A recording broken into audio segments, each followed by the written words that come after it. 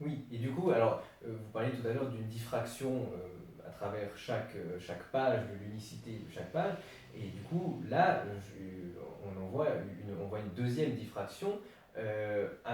Si on laisse de côté le livre imprimé qui sera gravé, le destin de Rare, c'est de devenir une constellation Très bien. éparse. Oui. Et est-ce qu'il y a, justement, je m'en doute, mais quel est le sens de ce devenir diffracté du livre, qui en fait, enfin, du texte qui terminera en fait dans diverses mains et qui ne sera pas à part donc ce livre imprimé, mais les œuvres elles-mêmes seront en fait Chaque éparpillées. page, les pages Voilà. sont Et éparpillées. alors quel sera, comment vous voyez l'unité de cette œuvre par-delà simplement la diffraction temporelle, spatio-temporelle des œuvres.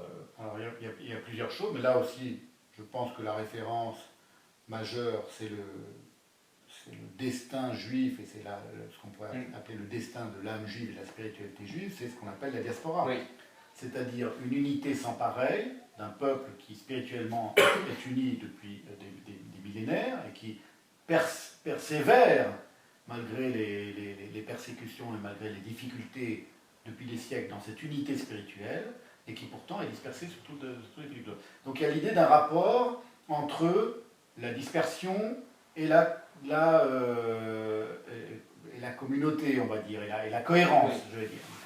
Alors là, je pourrais l'appliquer un petit peu à ce que je fais avec Ra. Donc c'est un projet très juif en réalité, oui, comme tout ce que je fais, sauf que parfois ça ne se voit pas, parfois ça peut être pas dit. Chaos Brûlant aussi est un projet très juif, mais où ça apparaît dans certains chapitres ou par rapport à certains personnages, mais c'est spirituellement, il se trouve que c'est ma spiritualité à moi, de naissance, je suis juif, donc ma spiritualité elle est nourrie du judaïsme et de la pensée juive, que ensuite j'ai réintégré, je me suis réapproprié plutôt intellectuellement, plus tard, mais c'est comme ça, donc c'est pour ça que mes références vont prioritairement à cette spiritualité-là.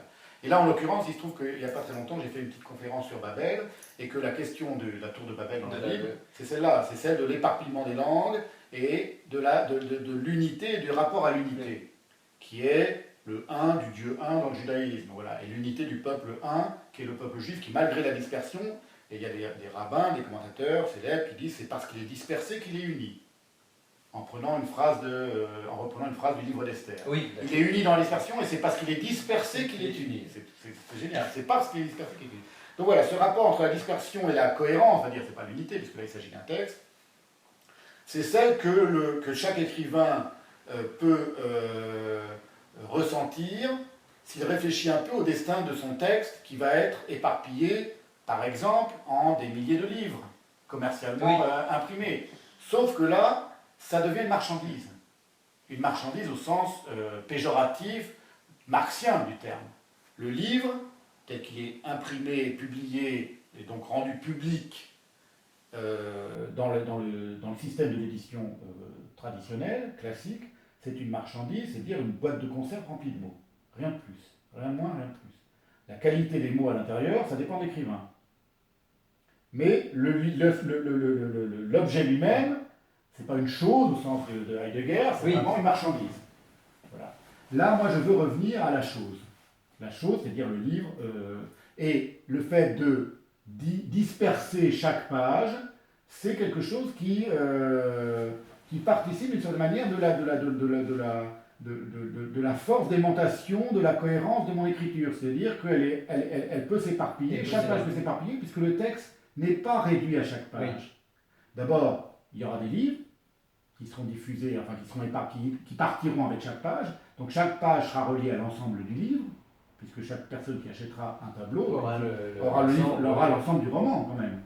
Donc là, on revient à quelque chose qui est premièrement, et puis surtout l'écriture, elle est où? Est-ce qu'elle est collée à chaque page? Oui et non.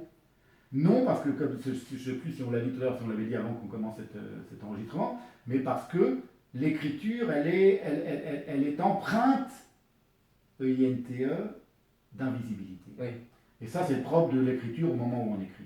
On sent que quelque chose se passe, c'est sur la page, ça vient de votre cerveau, ça passe par votre corps, ça coule dans vos veines, si j'ose dire, et ça s'écrit à l'encre sur la page, quand on écrit à la main, comme moi j'écris depuis très longtemps, pas seulement, mais principalement, et surtout depuis j'ai commencé par écrire à la main. Je ne suis pas un de ces écrivains qui écrivent qu'à l'ordinateur. aussi de génération, mais pas seulement, et ça s'inscrit sur du papier avec de l'encre et vous raturez, et c'est votre manuscrit. Il vient quoi ce manuscrit? Est-ce qu'il est là, votre texte? Non, d'une certaine manière, parce qu'après on va le laisser à un éditeur. Là je parle du système classique. Et puis il va vous envoyer des épreuves, et vous corrigez ces épreuves. Et puis si vous êtes Balzac, là c'est pas un truc seulement contemporain, vous allez faire 20 épreuves, et ça devient génial. Et votre procédé d'écriture, votre cerveau, il fonctionne sur les épreuves imprimées uniquement. Et au point que vous voulez être imprimeur, et au point que vous avez un roman entier sur l'imprimerie, enfin pas un roman entier, c'est Illusion perdue, oui, bien sûr, qui commence sur les questions d'imprimerie avec le papier, tout ça, c'est merveilleux. Vous voyez? Donc, il y a une dialectique, il y a quelque chose vraiment qui spirituellement est très profond et très puissant sur le rapport entre ce qui s'écrit, ce qui s'imprime, ce qui matériellement se pose sur la page, l'encre, le rapport entre l'encre et le papier, et son destin ensuite de livres que les gens ont dans leur bibliothèque. Moi, j'ai décidé de revenir de nouveau à la rareté, à la singularité, au sérieux de ce que c'est que d'écrire noir sur blanc, voilà, et d'écrire à la main. C'est pour ça que chaque page, c'est à la fois un peu de mon écriture qui se disperse, mais en même temps, c'est un peu de... C'est comme on pourrait comparer ça quasiment, je sais que vous êtes musicien, à un morceau, une sonate que vous jouez au piano. Au moment où vous la jouez, elle est intégralement là. Et en même temps, vous la rejouez une autre fois, elle est intégralement là. Vous jouez du Mozart, ou même quand Mozart jouait lui-même, complètement joué. Au moment où il joue, tout est là. Et puis il la rejoue une autre fois, tout est là aussi. Alors ça veut dire que c'était pas là déjà, si c'était déjà là la première fois, c'est là la deuxième fois. Ou si vous voulez une autre métaphore, lorsqu'on signe un papier officiel, au moment où vous signez, vous mettez ce que vous avez de plus précieux d'une certaine manière, symboliquement votre prénom et votre nom, ou un chèque même. Peu importe, ce sont des opérations d'écriture, symboliquement très puissantes, ou très fortes, en tout cas sérieuses. Vous signez une fois, vous mettez votre nom, votre prénom, c'est votre nom et votre prénom. Vous les avez mis, c'est pas faux. Ils sont là, ils donnent une valeur à un document, oui, par exemple même un document symboliquement d'échange ou de vente, ou pas nécessairement qu'il soit en rapport commercial, ou une lettre. Et en même temps, vous allez faire une deuxième lettre le lendemain à quelqu'un d'autre. Vous allez re-signer avec le même nom et le même prénom. C'est votre corps qui écrit les mêmes mots.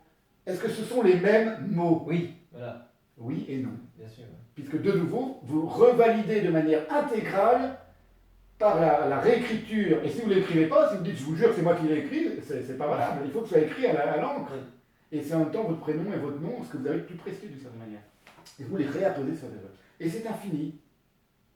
Et c'est le geste, c'est le fait que votre corps est inscrit, ce qui d'une certaine manière vous appartient le plus en propre et qui en même temps a été décidé avant vous, parce que votre prénom et votre nom, vous ne les avez pas décidés. Oui, on est parlé, comme disait Lacan.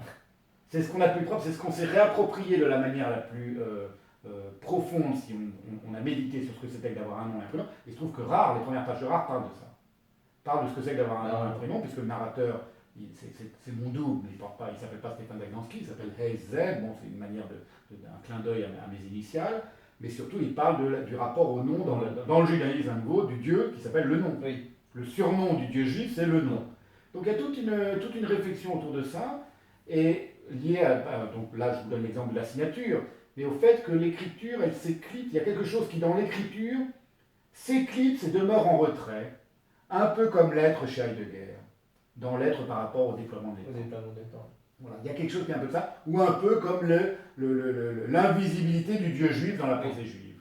Et l'éclipse et le retrait du Dieu juif dans la pensée juive, qui se retire de plus en plus au fur et à mesure des péchés des enfants d'Israël, et qui remonte de plus en plus, et qui va fuir le temple, et c'est pour ça que le temple est détruit à la fin, etc. Donc voilà, il y a toutes ces choses-là qui fonctionnent et qui m'interpellent, je n'aime pas cette expression, mais qui me parlent. Oui. Voilà, et qui parlent dans Rare. D'accord. C'est pour ça que Rare démarre, le texte démarre sur la question du nom. Du nom, oui, bien sûr.